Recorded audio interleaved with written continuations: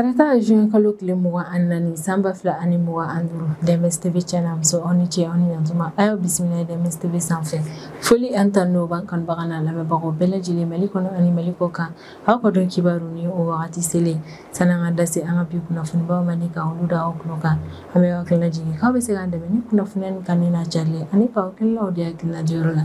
wali kɔfɛ bi kunnafoni ba minnu b'an bolo ni ka olu da aw kulo kan dɔw bɛ tali kɛ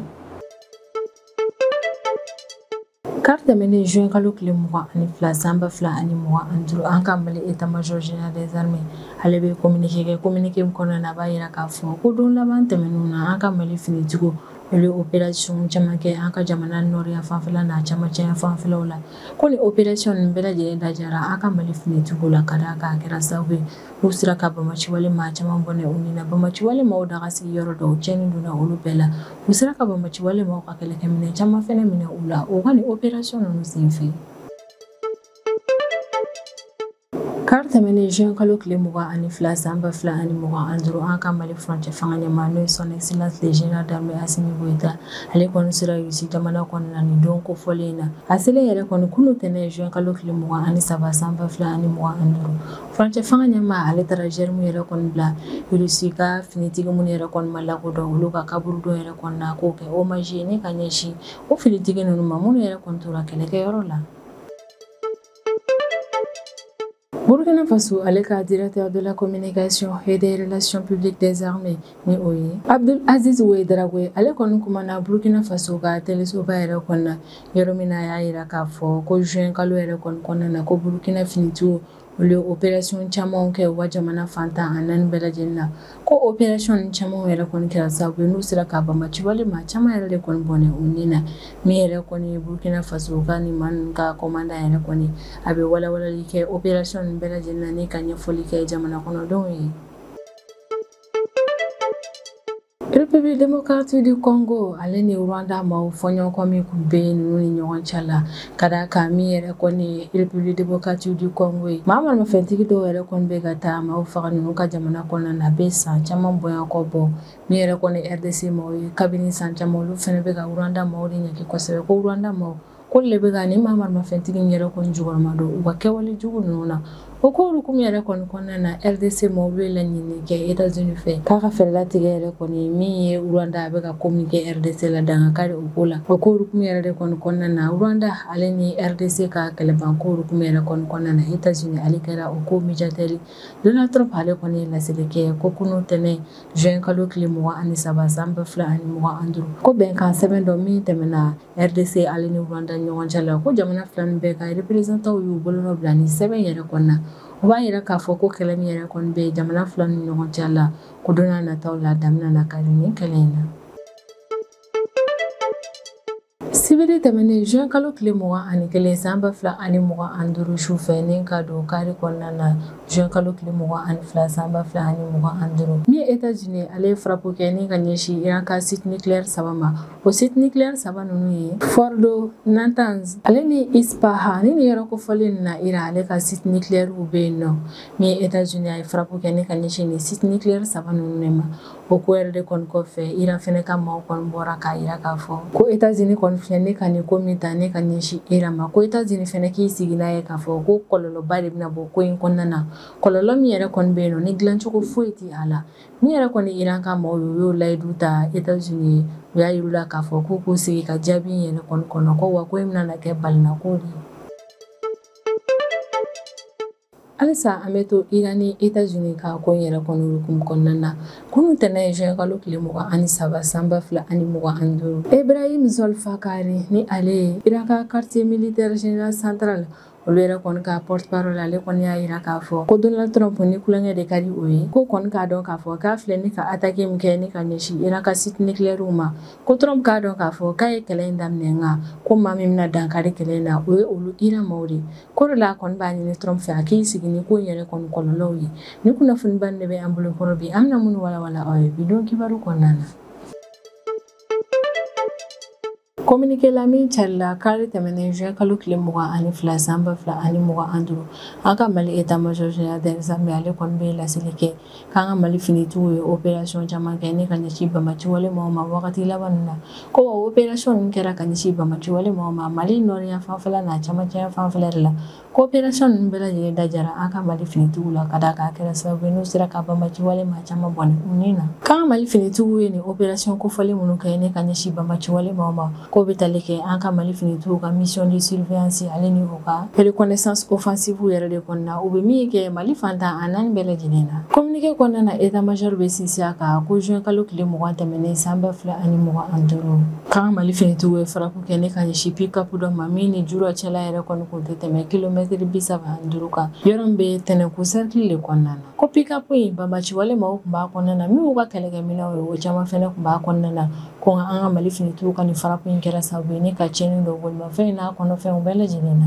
ko dugusajɛ n'o kun ye juin kalo tile 21 san 2025 k'an ka Mali finitigiw kun ye mission offensive dɔ yɛrɛ kɔni kɛ Madina Kagoro localité fanfɛla la yɔrɔ min bɛ tali kɛ Borem cercle de la komi yɔrɔ kofɔlen na an ka Mali finitigiw taara bɔ a kalama k'a fɔ ko bamaciwale maaw ka kan 4 de bɛ nin yɔrɔ kofɔlen na ni o kan ninnu bɛɛ lajɛlen kun dogolen don kungo kɔnɔna na ko kan in kun bɛ kɛrɛnkɛrɛnnenya la Bagaribugu fanfɛla de la ko yɛrɛ kɔni kelen an ka Mali finitigiw ye faraku kɛ ni ka ɲɛsin ni kan 4 ninnu ma wali min kɛra sababu ye ni ka tiɲɛni don kan in n'a minɛnw bɛɛ lajɛlen na ko faraku in kɔni kɔfɛ an ka Mali finitigiw taara sɛgɛsɛgɛli min kɛ o kɛra sababu ye n'u taara bɔ kɛlɛkɛminɛn caman kan ni o dɔw ye ko faraku nin yɛrɛ kɔni kɔfɛ an ka Mali finitigiw olu yɛrɛ kɔni taara yɔrɔ in na walasa ka se ka taa a lajɛ u kɔni taara bɔ fɛn caman kan yen nɔ ni o dɔw ye arajo motorolaw jaw ale ni jakumata caman fɛnɛ kun bɛ nin yɔrɔ kofɔlen na nka an ka Mali finitigiw u sera ka ninnu bɛɛ lajɛlen yɛrɛ kɔntan ni ka taa ni a ye ko juin kalo tile 22 sɔgɔmada joona fɛ k'an ka Mali finitigiw ka duruni dɔ ye faraku kɛ ni ka ɲɛsin bamaciwale maaw ka carburant dogo yɔrɔ dɔ ma yɛrɛ kɔni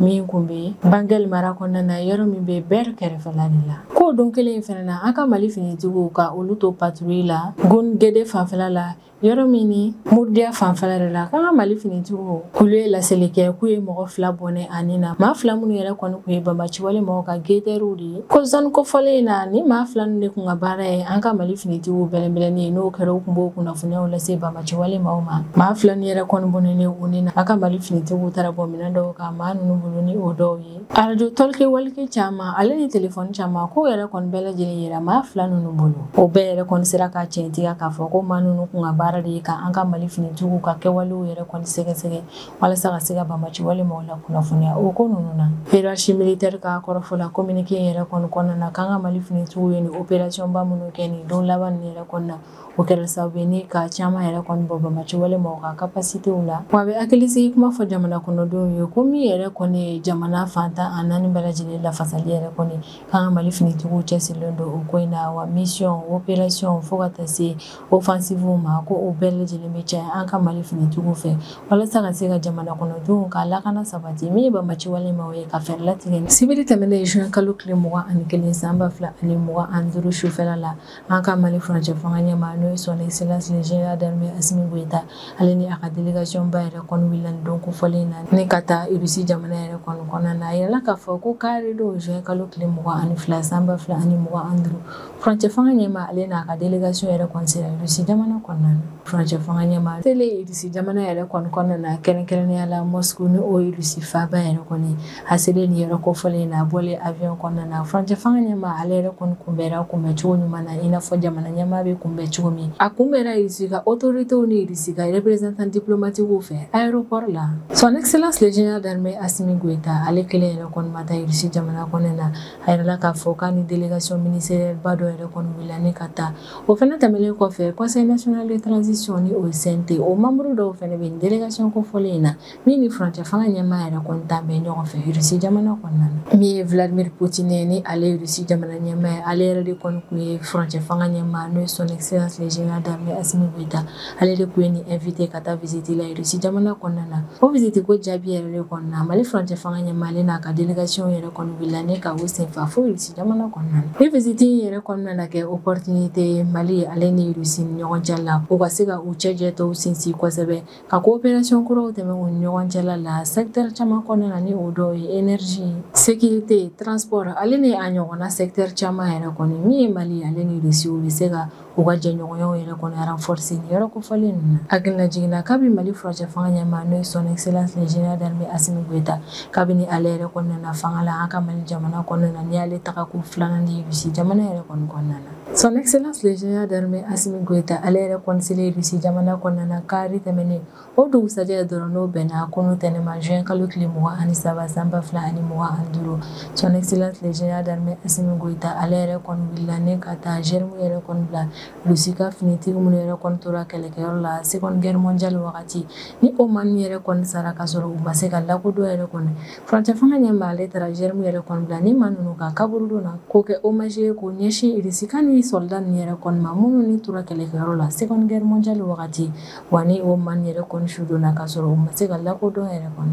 Vladimir Poutine n'ale ye Russie jamana ɲɛmaa ye ale ni son excellence le général d'armée Assimi Goïta ni o ye an ka Mali furancɛ fanga ɲɛmaa ye ni maa fila ninnu yɛrɛ kɔni ye ɲɔgɔn ye kɛ kunu tɛnɛ juin kalo tile 23 san 2025 walasa ka kumaɲɔgɔnya tɛmɛ u ni ɲɔgɔn cɛ la kabini furancɛ fanga ɲɛmaa ale yɛrɛ kɔni sera Russie jamana kɔnɔna na ni ye ani Vladimir Poutine ka ɲɔgɔn ye fɔlɔ yɛrɛ kɔni ye a ka ni visite officielle in senfɛ. Sisan an bɛ tɛmɛ n'an ka jamana kɔfɛ kibaruyaw ye o kɔnɔna na an bɛ taa Burkina Faso jamana kɔnɔna na. Sibiri tɛmɛnen juin kalo tile 21 san 2025 Burkina Faso ka directeur de la communication et des relations publiques des armées ale kɔni ye laseli kɛ u ka jamana terisuba yɛrɛ kɔnɔna ko mɛ kalo kɔnɔna na ni ka don juin kalo yɛrɛ kɔni kɔnɔna na ko Burkina Faso ka finitigiw ye opération caman kɛ Burkina fantan ani bɛɛ lajɛlen na ko opération nin yɛrɛ kɔni kɛra sababu ye n'u sera ka ban Mati wale maa caman bɔnɛ u ni na. Abdul Aziz Ouedraogo n'ale de ye Burkina Faso ka finitigiw yɛrɛ kɔni ka directeur de la communication et des relations publiques ale de kɔni o directeur ye a y'a yira k'a fɔ ko Burkina Faso ka finitigiw ye opération kɛ Burkina Est yan fanfɛla ni Sahel région kɔnɔna na ko mɛ kalo camancɛ wagati ni ka taa don fo juin kalo kɔnɔna na ko Burkina Faso ka finitigiw ye opération caman kɛ Burkina Est yan fanfɛlaw fɛ ale min kɛra sababu ye ni Burkina Faso ka finitigiw u ye sebaya sɔrɔ o opération nin bɛɛ lajɛlen na. Ko Burkina Est yan fanfɛla ale ni Sahel région yɛrɛ kɔnɔna na Burkina Faso ka finitigi minnu bɛ nin yɔrɔ nin yɛrɛ kɔnɔna u y'u fangaw yɛrɛ kɔni fara ɲɔgɔn kan ne ka opération kɛrɛnkɛrɛnnen dɔw yɛrɛ kɔni boloda opération minnu kun labɛnnen don o kɛra sababu ye ni Burkina ka finitigiw olu sera ka taa da la dumuniw ale ni logistique u sera k'o caman yɛrɛ kɔni escorter ni ka taa o di population ma minnu bɛ nin yɔrɔ kofɔlen ninnu na ko Burkina Faso jamana kɔnɔna na ville min bɛ yen ni o tɔgɔ ye Pama ye ale fanfɛla la ni ville kofɔlen bɛ Burkina Est yan fanfɛla de la ko Burkina Faso ka finitigiw ye farapu kɛrɛnkɛrɛnnen kɛ ni ka ɲɛsin ni ville kofɔlen fanfɛla dɔw la yɔrɔ minnu yɛrɛ kɔnɔna Bamaci wale ma o daga sigi yɔrɔw kun bɛ yen nɔ ko farapu ninnu kɛra sababu ye ni ka Bamaci wale ma 100 ni kɔ bonya kɔ kan olu bɛɛ lajɛlen bɔnɛ u ni na ko min ye Sahel région ta fanfɛla yɛrɛ kɔni Burkina Faso ka finitigiw olu ye opération kɛrɛnkɛrɛnnen dɔw kɛ yen nɔ opération minnu senfɛ u ye farapu kɛ ni ka ɲɛsin Bamaci wale ma wale min kɛra sababu ye ni ka maa caman bɔnɛ u ni na fɛnɛ. Abdul Aziz Ouedraogo a bɛ tila ka hakilisigi kuma yɛrɛ kɔni fɔ ko min ye Burkina Faso ka finitigiw ye k'alisa u cɛsirilen don Bamaci wale maaw kɛlɛli la cogo min ka Burkina Faso jamana kɔnɔdenw ka lakana sabati jamana fantan ani bɛɛ lajɛlen na. Donald Trump ni ale États-Unis jamana ɲɛmaa ye ale kɔni ye laseli kɛ a ka bɔlɔlɔsiraw yɛrɛ kɔni kan ko kunu tɛnɛ juin kalo tile 23 san 2025 ko bɛnkan sɛbɛn dɔ yɛrɛ kɔni min tɛmɛna RDC ale ni Rwanda ni ɲɔgɔn cɛ la ko bɔlɔlɔ bilala nin sɛbɛn kofɔlen na tɛnɛ tɛmɛnen juin kalo tile 23 san 2025 Donald Trump ka kɔrɔfɔ la k'ale nisɔndiyalen don ka da k'ale sera ka bɛnkan yɛrɛ kɔni sɔrɔ RDC ni Rwanda ni ɲɔgɔn cɛ la ko o bɛnkan ko yɛrɛ kɔni kuru kɔnɔna na États-Unis ka secrétaire d'État n'o ye Marco Rubio k'ale sen donna o baaraw la kosɛbɛ ko bɛnkan sɛbɛn yɛrɛ kɔni kɔnɔna na kɛlɛ min yɛrɛ kɔni kun bɛ Rwanda ale ni République démocratique du Congo yɛrɛ kɔni ni ɲɔgɔn cɛ la ni o kɛlɛ yɛrɛ kɔni bɛ sen na a bɛ san caman bɔ ni kɛlɛ yɛrɛ kɔni kɛra sababu ye ni ka maa caman joli bɔ fo ka taa se mɔgɔ fagaw yɛrɛ kɔni ma ko États-Unis yɛrɛ kɔni sera ka bɛnkan sɔrɔ Rwanda ni RDC ni ɲɔgɔn cɛ la o kɛlɛba in ko hokumu kɔnɔna na ko kunu tɛnɛ juin kalo tile 23 san 2025 Rwanda ale ni République démocratique du Congo ni jamana fila nin bɛɛ lajɛlen ka représentant kun bɛ États-Unis jamana kɔnɔna na kɛrɛnkɛrɛnnenya la Washington n'o États-Unis faaba ye o tun bɛ nin yɔrɔ kofɔlen in na yɔrɔ min yɛrɛ kɔnɔna u y'u bolonɔ bila sɛbɛn kofɔlen in na min nana kɛ sababu ye ka kɛlɛban yɛrɛ kɔnɔna ten RDC ni Rwanda ni ɲɔgɔn cɛla la hakilila jiginna a bɛ san caman yɛrɛ kɔni bɔ fɔɲɔgɔnkɔ o bɛ République démocratique du Congo ni Rwanda maaw ni ɲɔgɔn cɛla la a kɛra sababu ye ni ka na ni maa caman bɔnɛni ye o ni na jeli caman fɛnɛ bɔnna yɛrɛ kɔni wale min kɛra sababu ye ni ka na ni basigibaliya ye RDC yan fanfɛla fɛnɛ na min ye crise humanitaire o jugumanba yɛrɛ kɔni kun bɛ RDC jamana kɔnɔna na RDC maaw sanga ani wagati olu kɔni bɛ Rwanda maaw ɲɛge kosɛbɛ ko maa maramafɛntigi minnu yɛrɛ kɔni bɛ ka taa mɔgɔ faga la RDC jamana kɔnɔna na ko o maa maramafɛntigi ni jukɔrɔma donnen don Rwanda maaw de fɛ kuma min ni depuis ni a kuma yɛrɛ kɔni daminɛna fo ka na se an bɛ wagati min na fɔ ko bi Rwanda tile kelen ale kɔni ma sɔn a ma a y'a yira k'a fɔ sanga ani wagati k'ale tɛ ka maa maramafɛntigi foyi yɛrɛ kɔni jukɔrɔma don ka o bila kojugu la ne ka ɲɛsin RDC ma komi jamana fila ni yɛrɛ kɔni tɛ ka se ka bɛnkan yɛrɛ sɔrɔ o ka nin ko in na min ye RDC maaw ye olu ye laɲini kɛ États-Unis yɛrɛ kɔni fɛ o bɛ fɛ États-Unis ka na bɛn yɛrɛ kɔni sabati RDC jamana kɔnɔna na o ko hukumu yɛrɛ de kɔni kɔnɔna na Donald Trump ale kɔni ye Masad Boulo ni ale yɛrɛ kɔni ye Donald Trump ka ciden kɛrɛnkɛrɛnnen ye min yɛrɛ kɔni cilen don ka na ɲɛsin farafinna jamanaw de ma ale ni États-Unis ka secrétaire d'État n'o ye Marco Rubio ye ni maa fila ni yɛrɛ kɔni Donald Trump ye olu yɛrɛ kɔni sugandi walasa olu ka se ka kɛ médiateur ye jamana fila ninnu ni ɲɔgɔn cɛla la wa kabini san 2025 avril kalo wagati yɛrɛ kɔni Donald Trump ale ka ciden kɛrɛnkɛrɛnnen min ɲɛsin bɛ farafinna jamana ko yɛrɛ kɔni ɲɛnabɔli ma ni o ye Masad Boulo ye ale ye fɛɛrɛ latigɛ ni ka na RDC ale ni Rwanda jamana kɔnɔna na yɔrɔ min na ani ni jamana fila ninnu représentant ye ɲɔgɔn ye cogo min u bɛ se ka négociation yɛrɛ kɔni kɛ maa maramafɛntigi minnu yɛrɛ kɔni don bɛ RDC jamana kɔnɔna na n'u bɛ kɛrɛnkɛrɛnnenya la Goma mara kɔnɔna na ka fɛɛrɛ latigɛ o maa maramafɛntigi min ka taga ka bɔ RDC jamana kɔnɔna na o fɛnɛ tɛmɛnen kɔfɛ Masad Boulo ale ka nalen yɛrɛ kɔni ko hukumu kɔnɔna na a ye négociation yɛrɛ kɔni fɛnɛ kɛ ko ka jukɔrɔmadonni yɛrɛ kɔni dabila ni ka ɲɛsin maa maramafɛntigi ninnu fɛnɛ ma ale ni ka garanti yɛrɛ kɔni di RDC maaw yɛrɛ kɔni ma k'a fɔ k'u ka région kɔnɔna na ko min yɛrɛ kɔni lakana ye ko bɛna sabati yen nɔ Masad Boulo ale ye fɛɛrɛ bɛɛ lajɛlen latigɛ ne ka nin fɛn b'a la sabati Masad Boulo ka o cɛsiri baara yɛrɛ kɔni kɛra sababu ye ni Rwanda ale ni RDC u bɛɛ lajɛlen yɛrɛ kɔni u bolonɔ bila sɛbɛn dɔ la sɛbɛn min yɛrɛ kɔni kun ye ko déclaration des principes de u y'u bolonɔ bila nin sɛbɛn kofɔlen in na États-Unis jamana kɔnɔna na kɛrɛnkɛrɛnnenya la mai kalo wagati min yɛrɛ kɔni ko kunun tɛnɛ juin kalo tile 23 san 2025 Rwanda ale ni RDC maaw yɛrɛ bɛɛ lajɛlen kun ka représentant kun bɛ États-Unis jamana kɔnɔna na walasa ka se ka u bolonɔ bila sɛbɛn dɔ la sɛbɛn min nana kɛ sababu ye ni ka dankari RDC ni Rwanda yɛrɛ kɔni ka fɔ ɲɔgɔn kɔ in na sibiri tɛmɛnen juin kalo tile 21 san 2025 sufɛ ne ka don kari la juin kalo tile 22 san 2025 États-Unis ale ye frappe kɛ ne ka ɲɛsin Iran ale ka site nucléaire 3 ma fo Iran jamana kɔnɔna na États-Unis ye frappe kɛ ne ka ɲɛsin Iran ka ni site nucléaire minnu yɛrɛ kɔni ma olu ye site nucléaire minnu sigilen bɛ Fordo, Natanz ale ni Isfahan mara kɔnɔna na ni yɔrɔ saba ninnu na Iran ka site nucléaire dɔw yɛrɛ kɔni bɛ yen nɔ États-Unis olu ye frappe kɛ ne ka ɲɛsin o yɔrɔ ninnu de ma États-Unis ka nin intervention min yɛrɛ kɔni kɛra ni a ye frappe kɛ ne ka ɲɛsin Iran ka site nucléaire yɛrɛ kɔni ma o kɛra sababu ye ni bɛɛ yɛrɛ kɔni jɔrɔla k'a fɔ ko ni kana na kɛ kɛlɛlajuguya yɛrɛ kɔni ye Moyen-Orient région kɔnɔna na diɲɛmaa bɛɛ lajɛlen da bɛnnen don a kan k'a fɔ k'u sirannen yɛrɛ kɔni don kɛlɛ in kana na se yɔrɔ dɔ ma ni segin kɔ tɛ min yɛrɛ kɔni na bilen ka d'a kan ko ni Iran fɛnɛ ko k'a bɛna na a ka jaabi yɛrɛ kɔni kɛ o bɛ sɔn ka na ni basigibaliya ye Moyen-Orient région kɔnɔna na ka d'a kan ni région kofɔlen in fɛnɛ na États-Unis ale ka base militaire caman de bɛ yen kabini États-Unis kɔni ye frappe kɛ ni ka ɲɛsin Iran ka site nucléaire in yɛrɛ kɔni ma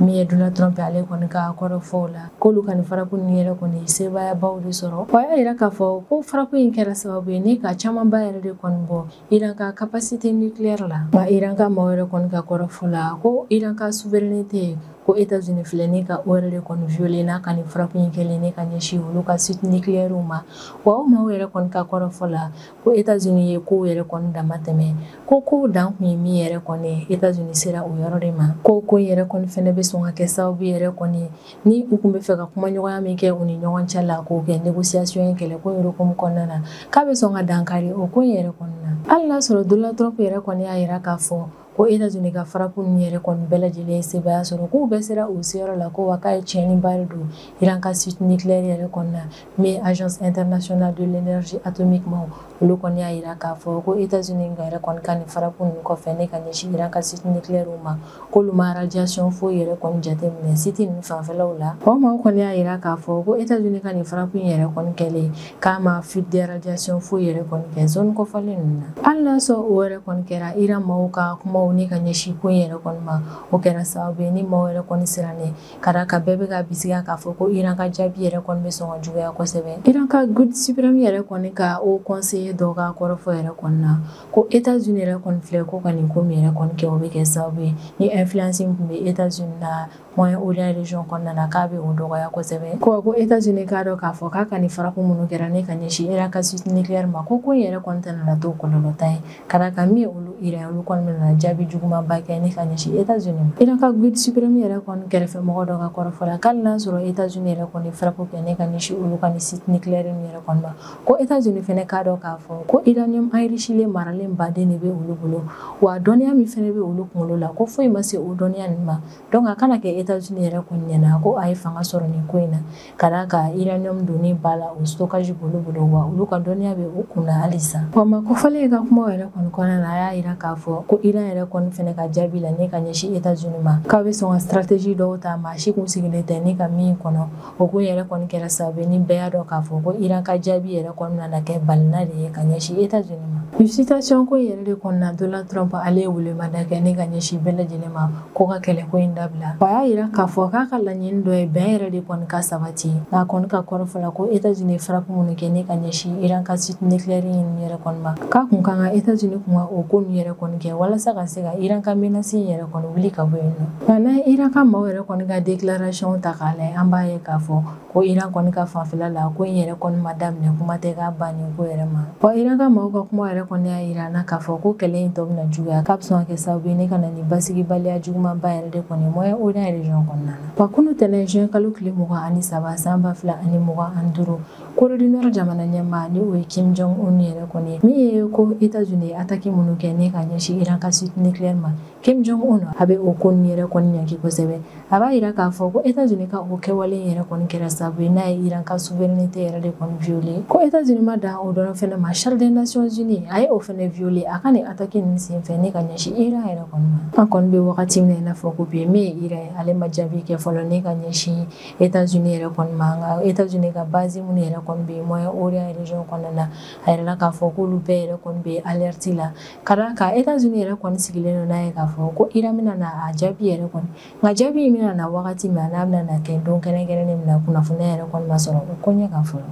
halisa an bɛ to Iran ale ni États-Unis ka kɛlɛko hukumu yɛrɛ kɔni kɔnɔna na ko n'o tɛnɛn juin kalo tile 23 san 2025 Iran ka maaw yɛrɛ kɔni bɛ laseli kɛ ko États-Unis ye faraku minnu kɛ ne ka ɲɛsin Iran ka site nucléaire yɛrɛ kɔni ma k'o kɛra sababu ye ni États-Unis ale ye a ka cibles caya kosɛbɛ Iran yɛrɛ kɔni bolo wa Iran ka autorité maaw yɛrɛ kɔni ka kɔrɔfɔ la ko Donald Trump ko kɔni ye kulonkɛkɛla de ye ka d'a kan k'a farala Israël yɛrɛ kɔni kan Israël ka attaque la ne ka ɲɛsin olu Iran ma Ibrahim Zolfakari ni ale ye Iran ka quartier général militaire olu yɛrɛ kɔni ka porte-parole ye ale kɔni y'a yira k'a fɔ ko États-Unis filɛ ne ka ko min yɛrɛ kɔni kɛ ka ɲɛsin olu Iran yɛrɛ kɔni ma k'a kan ka i sigi n'a ye k'a fɔ yɛrɛ kɔni ko in yɛrɛ kɔni kɔlɔlɔw bɛna na caya kojugu Ibrahim Zolfakari yɛrɛ kɔni ka kɔrɔfɔ la ko Donald Trump ni ale kɔni ye kulonkɛkɛla ye ko Donald Trump k'a dɔn k'a fɔ ko a yɛrɛ de ye kɛlɛ in daminɛ ko nka k'a dɔn k'a fɔ fɛnɛ ko kɛlɛ in bannen ko Iran yɛrɛ de kɔni nana dankari kɛlɛ in na k'ale tɛmɛnen juin kalo tile 22 san 2025 ne ka don tɛnɛn kɔnɔna na juin kalo tile 23 san 2025 Iran ale ni Israël jamana fila nin bɛɛ lajɛlen yɛrɛ kɔni ye ɲɔgɔn bombarder nka diɲɛmaa bɛɛ yɛrɛ kɔni kun sigilen don n'a ye k'a fɔ ko Iran bɛ sɔn ka jaabi yɛrɛ kɔni kɛ ne ka ɲɛsin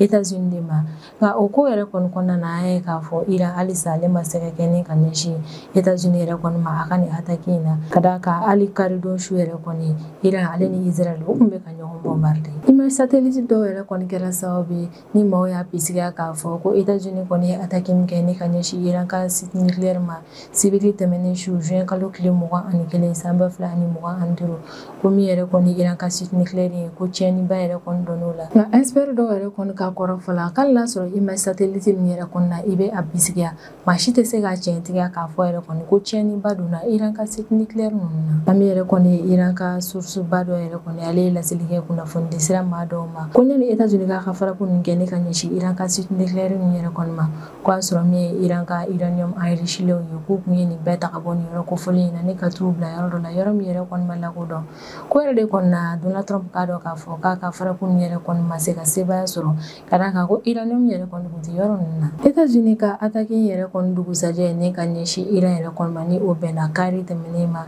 min ye Iran maaw yɛrɛ kɔni olu ye missile caman yɛrɛ kɔni fili ka taa Israël jamana kɔnɔna na wale min kɛra sababu ye ne ka Israël ka jamana kɔnɔden caman fɛnɛ jogin min fɛnɛ ye so camanw ye minnu bɛ Tel Aviv mara kɔnɔna na o caman yɛrɛ kɔni binna ko sababu kɛ Iran ka nin missile ninnu ka impact ye an kɔni bɛ wagati min na i n'a fɔ ko bi diɲɛma bɛɛ yɛrɛ kɔni sigilen don ne ka Iran ka jaabi yɛrɛ de kɔni kɔnɔ Iran kɔni ka autorités ka kumaw yɛrɛ kɔni na ko u kɔni nana ko min kɛ ne ka ɲɛsin États-Unis ma k'a bɛna na juguya kosɛbɛ yɛrɛ kɔni wa u ka maa dɔ yɛrɛ kɔni layidu ta ko Donald Trump ye kɛlɛ in daminɛ ko nka k'a ka da la k'a fɔ k'a tɛna na kɛlɛ in laban ka d'a kan ko min ye Iran ale de bɛna dankari kɛlɛ in na